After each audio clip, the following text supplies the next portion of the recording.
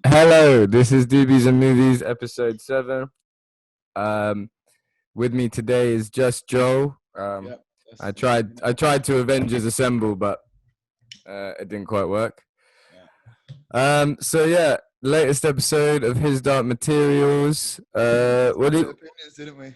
Split opinions. yeah, yeah. Well, you tell me yours, and then I'll tell you mine. My opinion was overall enjoying it. Not as strong as the first episode. Really hating the witch bits. Really hating the witch bits. I didn't really notice it that much in the first episode, and then you mentioned it, and I was like, yeah, I do get it. And then this episode, there was just all the moments of the witches I just hated.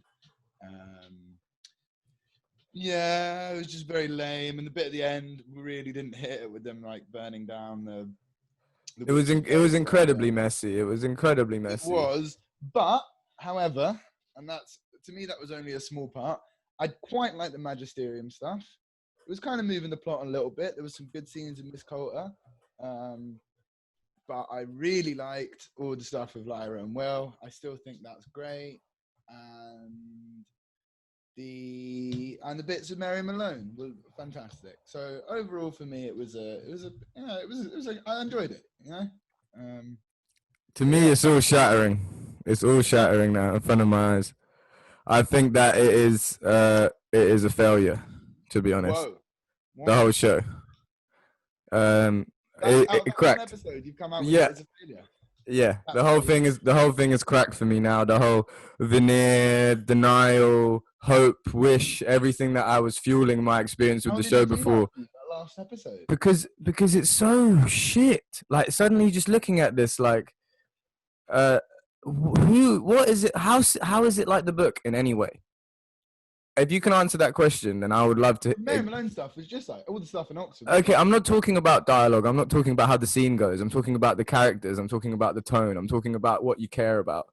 At least in season 1, there was a plot. There was like there's kids going missing. There's this group of Egyptians trying to save the kids, and that has some kind of cohesive plot. If I hadn't read the books, I wouldn't know what I was watching at all. And I've read the books, and I'm still like, Mindset. and they're just ticking boxes. Like the bit at the end of oh yeah, let's just blow up the witches now. It's like okay, but I don't give a shit about any of them. I don't even know how their society works. I don't even know what the name of their place is. I don't even like that destruction didn't even kill the 2 faces of witches we'd met. We've only met 2, and none of them died in it.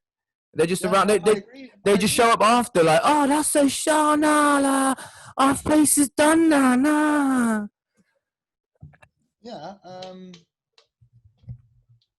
But I thought Mary Malone was pretty great. I love the bit with the computer, the cave. Yeah, it was I all thought right. that was. I really enjoyed that. Honestly, that was getting to me. It was I don't know. It was a that really cool moment. Their relationship, Lyra and Mary Malone, just instantly had that Yeah, it was relationship like I there. say, it's all right. Like I feel like we've now got ourselves into a pattern where we're very much praising them for doing the slightest thing okay or right. And Which is I don't want to get into that habit because the books are incredible. It's not just like look, your they've got average such good BBC sources here to sending up. work with. It's like if they Yeah, fuck it up, they're terrible. So it's even if they're just doing it like okay, I you just know, think there's no imagination in it whatsoever. I think the people that make it aren't creative people. I think they're people that have read the books and just like, okay, this is now how we're gonna do it on TV. Like, I, Miss Coulter just vaguely scathes and looks menacing at people, and there's no explanation why she can talk to all of these powerful men like this. No explanation whatsoever. She just walked into it, which is probably quite a sexist environment, and she just tells them all what to do. In the book, it she's makes only telling that sense. boy what to do because she knows that he killed the other cardinal, right? Okay, sure, but do you not And she understand hasn't what I got a mean about her position? Like what? Like it doesn't actually ever like other than the fact that she's played by a good actor, and therefore the good actor should like be in a powerful position in the show. I don't actually see a reason in the show why she's as powerful as she is. She's nowhere near as smart as she was in the books. Mm, I guess that's the reason. And I was going to ask, what's the reason in the books then? Because it's Because never really explained, is it? she's cunning and she's I don't know. She was so like you were addicted to the page when you were reading her. You can Yeah. understand why people would get, and I think the actor does the best she can. to be honest, but she just kind of pulls the same face a lot. And they do a lot of these hallway scenes with her walking like in the hallway, looking menacing. It's like, is this the only way you understand character development? Like walking her through a hallway, looking menacing. There has to be some subtlety and pain and conflict to her character. There's none of it. She's just vaguely evil and menacing, but she also loves her daughter. Oh yeah, that's depth, is it? That's not depth. That's just shit. And like, I really was thinking, like, you could have had a whole episode, season 1 or season 2, right? And just gone off the book a little bit and had a whole episode about the witches.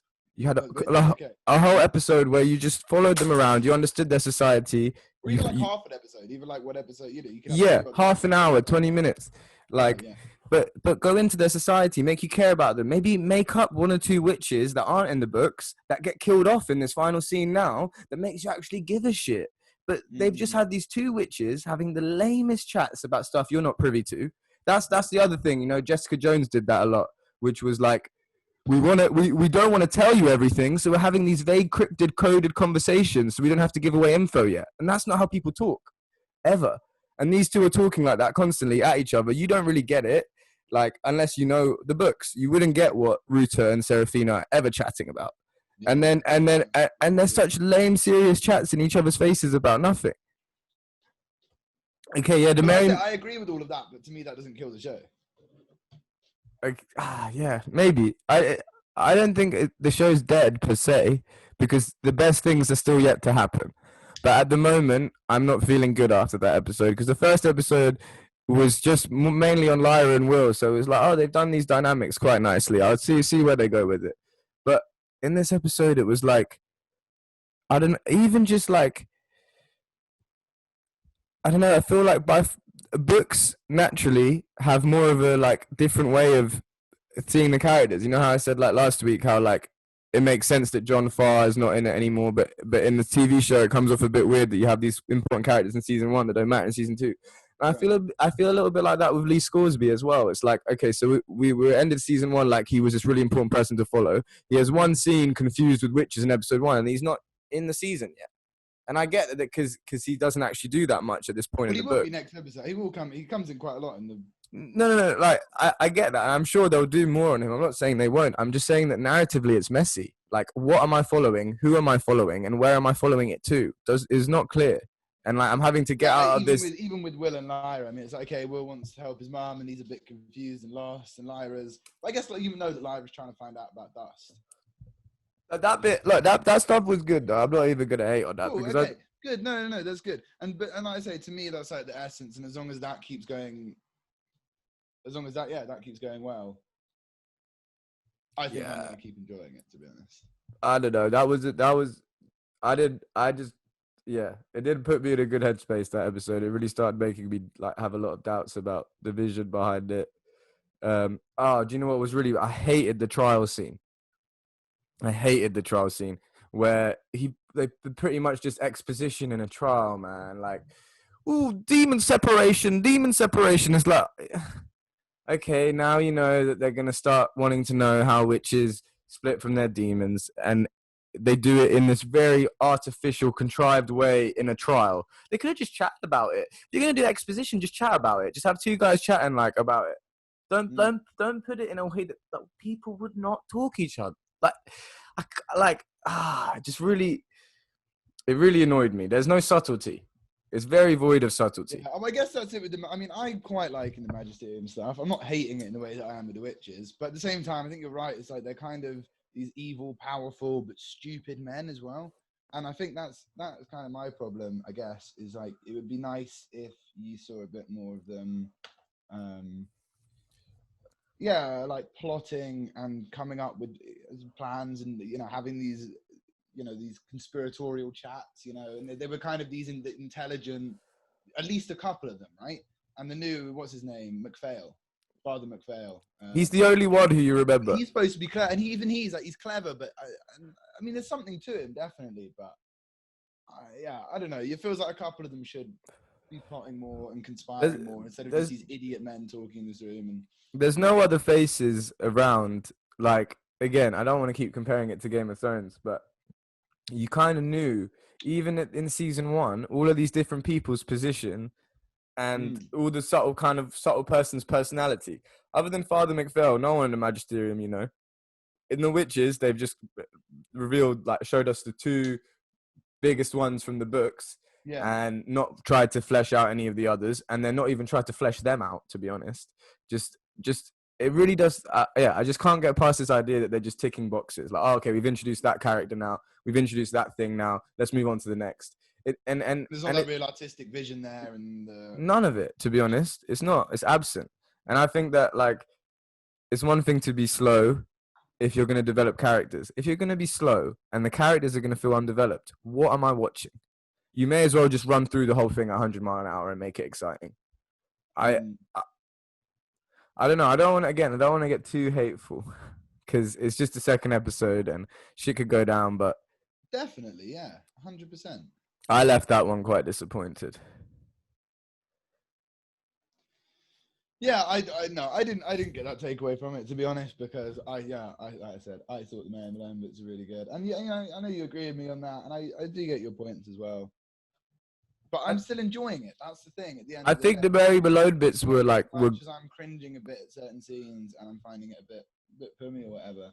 Oh, you just reminded me by saying cringy. When Lyra runs into the car, every episode they're doing this stupid, childish, cringy bit. She kind of just jogs into a car and goes, ah. And I'm like, what? Books, but yeah, I'm sure it happens. I'm not saying that is silly as an idea in itself. Just the way they did it. The way they did it, it does look so unrealistic. It's a similar thing where in the last episode where Will meets the other two girls and goes, ah. It's like these really cringy, like, bits that surely someone in the editing room would have looked at and been like, this is cringy. We can't put this on TV. Like, and yes, the Mary Malone stuff, I think it was fine.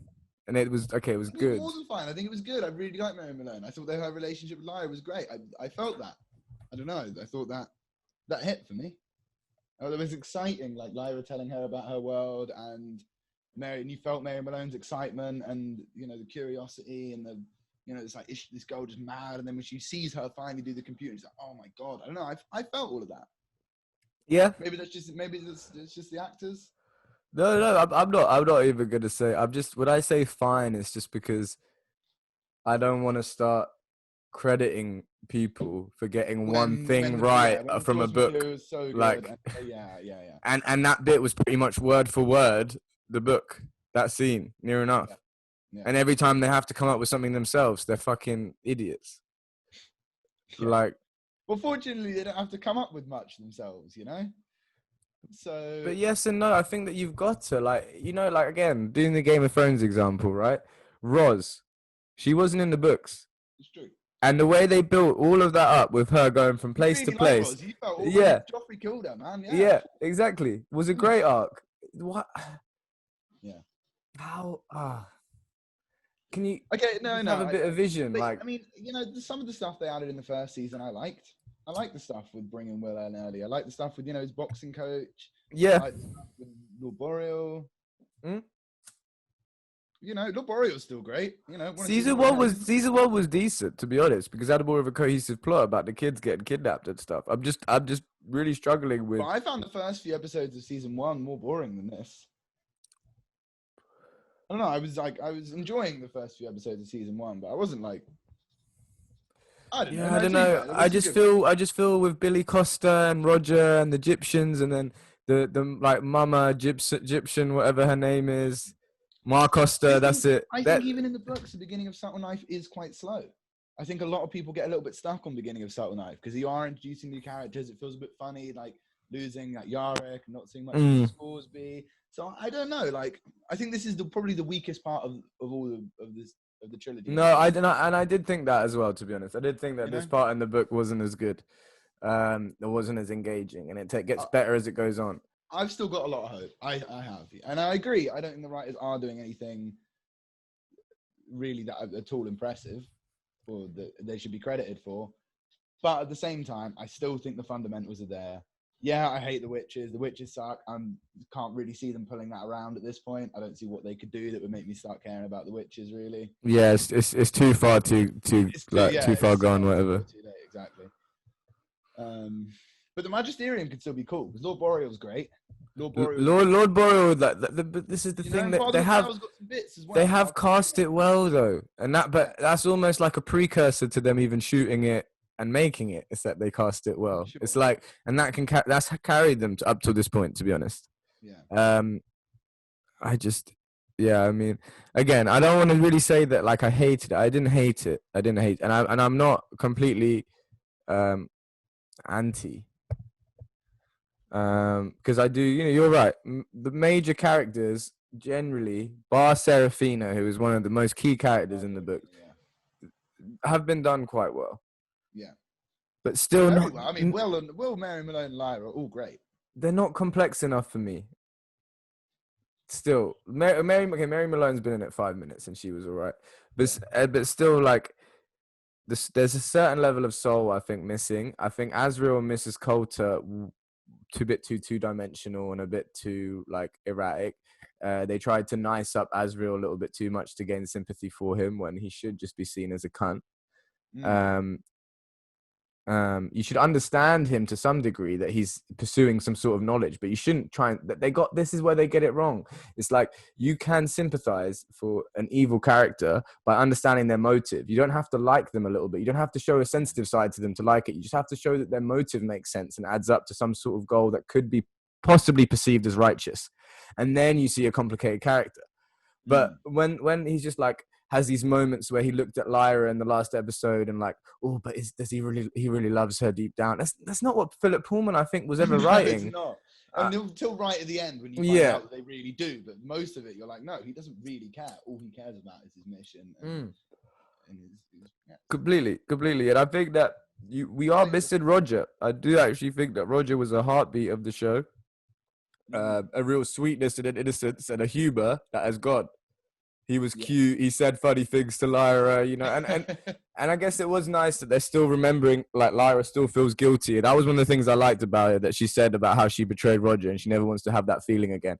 That stuff is good when they're actually going into the emotion of it for 1 second. But they're doing this thing where at the same time glossing over everything while moving slowly, and that is like the worst thing you can do, in my opinion. You either do it action packed and Hollywood, or you take your time, but you make the characters interesting and you have people guessing about their motives. It feels so rushed that like no one has any time to be like, what does Mrs. Coulter want? You know what she wants, to find her daughter. Okay, where's the mystery there? And why does she want to find her daughter? Because she loves her daughter. That's not. Is that deep? Oh yeah, I mean, yeah. Yeah, you don't feel like you feel like she's really using the church as well. You're not really trying to guess why she's a part of the church. Does she really believe in this stuff? Does she just want power? Completely. Yeah. And because they cast her well, and I think even now that's running to a bit. I don't know if now I'm projecting, but in the last episode, I saw some sense of laziness, not in her acting, but almost in her like, this is easy. Like I'm playing Cambridge United and I play for Arsenal, and I'm not gonna go put it all in because the material isn't asking me to do that. And I get this sense from her, and I got that from James McAvoy a lot. James McAvoy was overacting in season 1 because the material wasn't good enough. It wasn't subtle enough, so he had to be overacting. Ruth Wilson is now starting to do the same thing.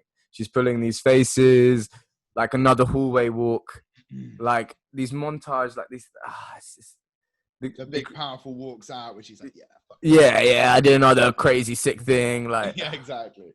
That big explosion behind her, and she's walking. Yeah, that kind of, totally. But no, it's like, look,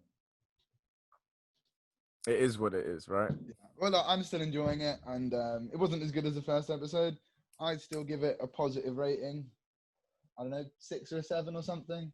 Yeah, it's a 5 for me. Yeah, I thought it would be. But no, it was enjoyable, and I'm still very much looking forward to see what they do with the rest of the season. I'm still looking forward to it. Next episode, it's going to be the Tower of the Angels, or whatever it's called.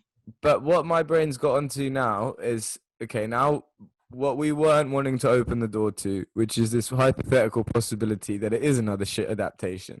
And once you open the door to that, like, when's the next? Are we ever going to get a good one? Are these books always going to be these unadapted books? And people can say, oh, it's so hard to to adapt it and that stuff. And I can understand that tonally might be difficult to adapt, but Game of Thrones had like 100 different perspectives, how many different characters, and they made it cohesive. They made it make sense. Like, of course, the ending is garbage, but for 6 seasons, still 60 episodes of television, they managed to have quite a good command of those books. Lord of the Rings, Harry Potter, even for all its faults. But the faults were in the book, so you can't fault the film for the faults in the story because they were in the book. So Harry Potter, I would add to that list. So many series have taken big novels that are probably quite hard to put onto cinema and kind of got to the essence of them. Like to the point that Lord of the Rings, I would go so far as to say the films are better than the books. And you could definitely make that case. The books and are long and debatably, bar season 2 and the Clash of Kings, Game of Thrones is better than the books. Yeah. The ending is something else, but I do think that most parts of Game of Thrones series were actually kind of better than the books. Like even in season 1, when like Khal Drogo's beating on his chest, in the book that's just like, oh, Khal Drogo says this speech in Dothraki and writes it in English, and in the show it's like Yeah. and it's like, whoa, that's goosebumps. Do you know what I mean? Where's that imagination? And I don't like keep praising the Game of Thrones writers because they're fucking twats, but they handled what they handled it much better than I think these guys are doing. For sure. Oh well, yeah. We'll see how they do the rest of the season. I'm probably gonna keep looking forward to it unless they do something really, really bad. No, I do. Weirdly, despite saying all of this, I'm still not Mr. Completely Negative. Good. Yeah, because there's a lot of stuff like introducing John Parry and introducing actually Mary Malone's plot and then going on to Amber Spyglass where the world opens up 100 times. They're lucky that the books get better, in my opinion, right now, because it can only get better. And if it doesn't get better, if it doesn't get better, that is just shocking. No one can argue with that. Yeah, I agree. Yeah, well, thank you for coming on anyway. Hopefully, next week we'll see an improvement. This is Doobies N Movies. We'll be back in a few days for the next Mandalorian, a show that I have had more positive things to say about. Yeah, good night and good luck.